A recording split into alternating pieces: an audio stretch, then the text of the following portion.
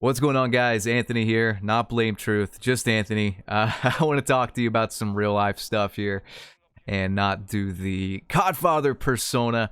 And if you're in for a more chill video, just stick around. I think I'll make this worth your while. But I first want to talk about yesterday's video. Unfortunately, that video was age restricted and demonetized. It sucks because I didn't see anything that actually broke a community guideline, and YouTube didn't specify anything in particular.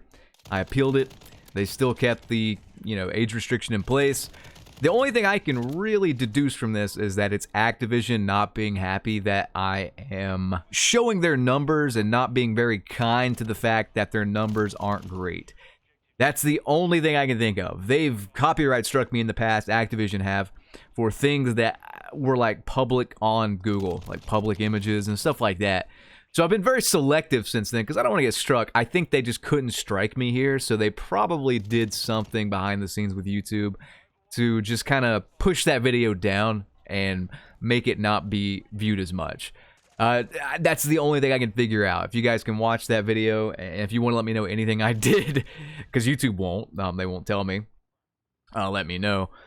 But in this video, I'm not going to curse or do much of anything that'll get me in trouble because I just kind of want to talk about some real life stuff. One of the reasons it really sucks to not get paid for that video in particular is because this is the most profitable time of the year.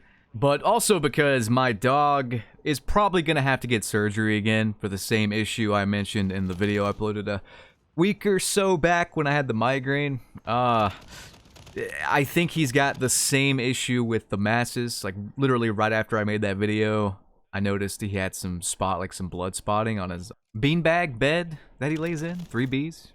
Took him to the vet. It appears to be the same thing, and he's probably going to have to get surgery to get that removed. Don't want to get too much into the anatomy in case you're eating or something, but it's just these masses. They're not cancerous. They're like little tumors, basically. But they're non-cancerous, at least the last ones were. But they will irritate him, and then he'll mess with them, and they'll rupture and bleed. They can get infected. It's just a mess, And these are the second set, it appears, that he's gotten, and he's probably going to have to get these surgically removed. So it's just kind of a mess, really bad timing around Christmas. December's already not a very good month for me. And then you tack on like the same issue I already handled back in March. I'm having just the same, I feel like it's Groundhog Day. I'm having the same issues that I had already earlier in the year. But it's now tacked on in December. And I'm in a much better place to deal with it than I was back then. Mentally, I mean. Unfortunately, December is the busiest month for a Call of Duty content creator. At least someone like me. I try to upload a video every single day of the month because the money's the best at the end of the year. The ad revenue is the best. And I feel stupid if I don't upload a video every single day. And I'm also working on a lot of ads behind the scenes now because of this news about his surgery. I'd like to earn a little extra revenue to just cover that and cover any time I have to take off in January. But I kind of want to talk about December and just kind of open up with you guys. I guess I should touch on why I don't really like December, why I try to stay so busy in December. When I was younger, 9 years old, my father unfortunately passed away early December, and Christmas was not very great that year. And ever since then, it's just been, December's been a hard month. It's like a reflective month for me. It's weird. I've covered this before in previous videos, but video games for me have always been a form of therapy. You see, a thing you don't know about this is that me and my dad used to play NES. That was the console he got me when I was 3 years old. We used to play NES all the time growing up. We loved Mario Brothers 3, Mike Tyson's Punch-Out!, The Legend of Zelda. If it wasn't for my dad getting me that console and several games... Oh, Duck Hunt. How can I forget Duck Hunt with the light gun? You love that. But if it wasn't for my dad getting me into that at a young age, I may not be doing this on YouTube here. I might have led a completely different life, which is weird to think about because in a weird way, guys, and I'm not just saying this as a form of hyperbole, I'm not saying this for effect.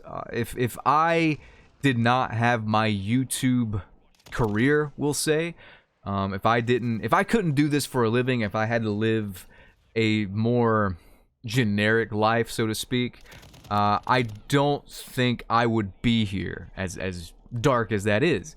I'm going to say something to you guys that's going to kind of shock you, especially with how I come across in videos, but I'm not really that confident in myself. I think a lot of people will meet me and they will see that I am well spoken. I can be charming. I have a I don't know, a welcoming personality. Like, I know how to talk to people, but I truthfully, deep down, don't have a lot of confidence in myself. I don't have a lot of self-esteem. I feel like two different people a lot of the time. I feel like one side of me is not a very confident person. I think one side of me is fearful that things outside of my control are going to dictate where I end up. And I can really get in my own head and beat myself up. But there's another side of me that's just, I don't know, it's like a conqueror. Like, there's another side of me that has so much confidence it's almost egomaniacal. It's weird. When I am in control, when I'm in the driver's seat, when I have the means to impose my will on something, I feel like I'm unbeatable. But then there's that other side of me that makes me feel like, no, I'm not actually in control. So those two sides are always kind of at war. It's a weird dichotomy, I guess. A good example here is my YouTube channel. Like, it's a big YouTube channel, over 400,000 subscribers. I get anywhere from like 50 to 200,000 views per video. That's pretty nuts, right? But I always look at people bigger than me, and I think that I can never really achieve that. That's like the thing where it's just the dichotomy again. It's the contrast of my personalities where I think, well, it's outside of my control. Like, I'm just a weird dude. I still feel niche, like I can't relate to most people. For example, TikTok, the people that get on TikTok and make these videos, I see them and I feel like an alien a lot of the time. Not every one of them, you know, but I'll see a lot of things just on social media in general, and I'll see it and think, that's weird, but that's popular. Like, I think that's weird, but that's what's popular. I can't ever get to that next level. I'm never gonna get like 1 million views per video. It's not gonna happen. People can't relate to me in that way. But then on the other end of the spectrum, I think, well, within my niche, I'm killing it. I'm doing great in my niche. In my niche, I feel unstoppable. But in the grand scheme of things, I don't feel like I could ever be a genuine celebrity. I just don't think people can relate to me. I think that I relate to some celebrities that have gotten there more by luck or by skill than anything else, not really their personalities. Like, some of my heroes, for example, would be like Mike Tyson. He's definitely got the two different sides thing going on. He's got the soft, kind of intellectual, soft-spoken side that helps pigeons, and he's got the conqueror, killer, I'm gonna knock your head off side with a lot of anger in there. Always related to that, even as a child. I actually was training to be a boxer as a child. I had my own trainer as an adolescent. I'm not making any of this up, by the way. I legit wanted to be a boxer. It didn't pan out that way, but, you know. Anybody that kind of has just that very gruff, angry, I guess, alpha male side, but then they also have that side that's a lot softer, and that's not typical of a lot of men, I guess. Those are the people I relate to. That's the kind of personalities I relate to. I feel like I could never really get to that next level because I'm just a weird guy. A lot of people aren't like that. A lot of people aren't going to relate. Maybe you guys will in the comment section, but in general, you know, that's just who I am. The reason I'm bringing this up, though, is because, you know, I come across as this very confident, brash guy on YouTube with what I'm doing and stuff when I make these videos. The truth is, though, is that I really do fail way more than I succeed. I have rough times just like everybody else. I've had a really rough year in particular, and it's okay to experience that. I've always used video games as a form of therapy for myself. Like, I think back to when I was a kid, and me and my dad would play video games. If we were snowed in, or, you know, something wasn't going right, something broke, we'd play video games. It takes your mind off of stuff. And there's always a big element of truth in every video I post, because I really do want Call of Duty to be better, because when I am going through these times where I'm not feeling like a conqueror, I don't have a lot of confidence, I need to get that confidence back. I need to reset my brain. I need to just focus on something else and give the problems in my head time to clear up. I've always turned to video games for that. Call of Duty especially kind of has a special place in my heart because it would come out literally around the worst month of the year for me. It would come out in November to December. I'm not a big fan of Thanksgiving either. I'm not a fan of cold weather for the most part. And just, I don't know, after Halloween, it's like everything gets lame. You get these stupid holidays. You get Black Friday. I'm just not a fan. And Call of Duty was always able to take my mind off that from pretty much, I mean, it came and went. We've had good games after Black Ops 2, but from 2007 to 2012, I was really spoiled with that. And, you know, I just miss it. I miss these games being made by people who really care. I don't think the current crop of devs actually care. They care about just putting the product out, getting it out there, come what may, making a quick buck.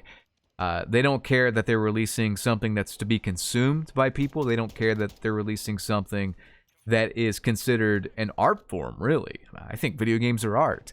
I played Elden Ring earlier this year. That was my main therapy game when I was really low. Like, that game's always going to have a special place in my heart because I played it when my life was not great. Truth be told, and I'm not exaggerating here, I wish I was, but I think from March until the end of summer, I was just in such a bad state. I talked about it in the previous video a little bit more in depth, but I was in such a bad state. And if it was not for Elden Ring, God knows what I would have done. Probably something involving drugs or crime, and I'm not making any of that up. I am a pretty logical individual until I'm not. Anyone can snap, and the world can steer you into a lot of different bad directions. And I think when you are lacking in that willpower and that confidence, and you're lacking that base, you're more influenced by other things around you. And if it was not for Elden Ring, who knows what would have happened? You know, I definitely have the capacity to kind of go off the rails. I have before in my past.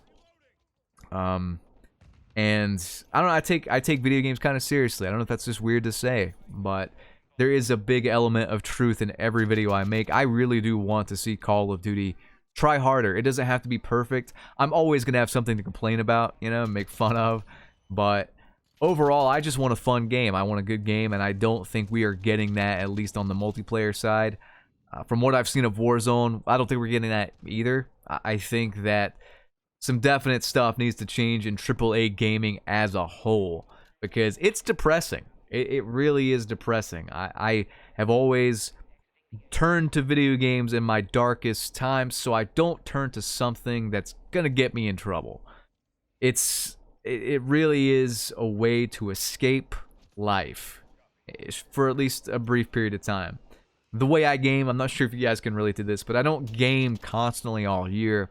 I will pick up 1 or 2 games in the year when I'm not feeling great, and I will play those pretty obsessively for several months, several weeks to several months.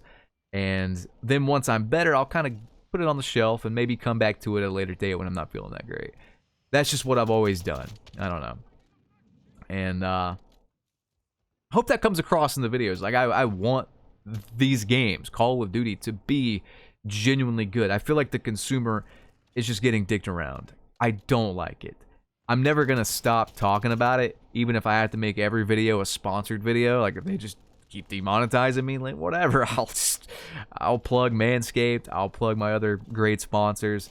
But I just want to make this video and let you guys in on what's going on and stuff. I will be doing my best to give you a video every single day.